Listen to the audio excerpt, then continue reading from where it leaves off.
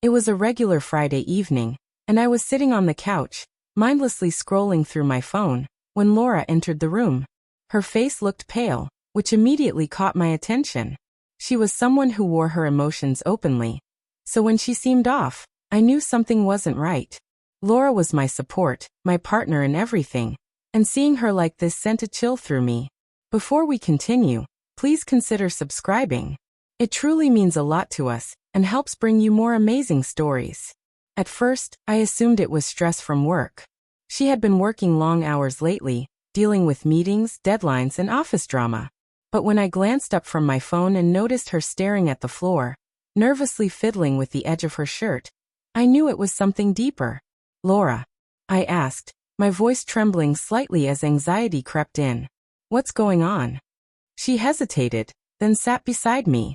Her eyes were red, indicating she hadn't been sleeping well, and her lips quivered as she spoke, her voice barely above a whisper.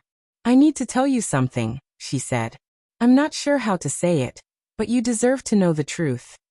My heart dropped, and I braced myself for what was coming. Was she leaving me?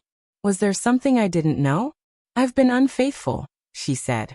Her words lingered in the air, cutting through the silence like a knife. I froze, unable to comprehend what I was hearing. Unfaithful? It didn't add up. She was the one person I trusted the most. How could she say something like that?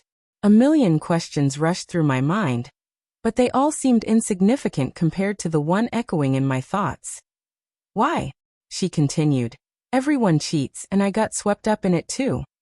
Her words hit me hard. Everyone cheats. It didn't make sense. I had always believed in our relationship, in the bond we shared. Laura had always been loyal. The idea that everyone in her office was doing the same thing left me in shock. "I didn't want to, but I didn't know how to stop," she said, her voice breaking. "It wasn't just one person. It became this unspoken thing at work, a norm. I got caught up in it. It wasn't just about one affair." The weight of her confession hit me. It wasn't a single mistake. This was a pattern of betrayal. And the worst part was the realization that it wasn't isolated to her.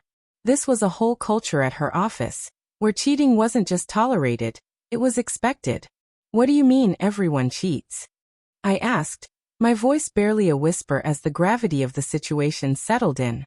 "It's just the way it is there," she explained, tears streaming down her face. "No one talks about it openly, but it's like an unwritten rule. People flirt, they cheat, they have affairs. It's all part of the environment. And I got sucked into it. I never wanted to hurt you, but I did. I don't know how to fix it now." The room felt suffocating.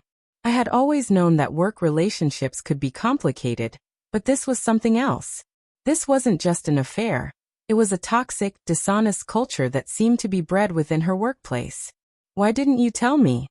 I whispered, my voice barely audible. She shook her head, regret filling her eyes. "I didn't know how. I was ashamed. I was afraid you'd hate me. But I can't keep living this lie. You deserve the truth." The silence that followed was deafening.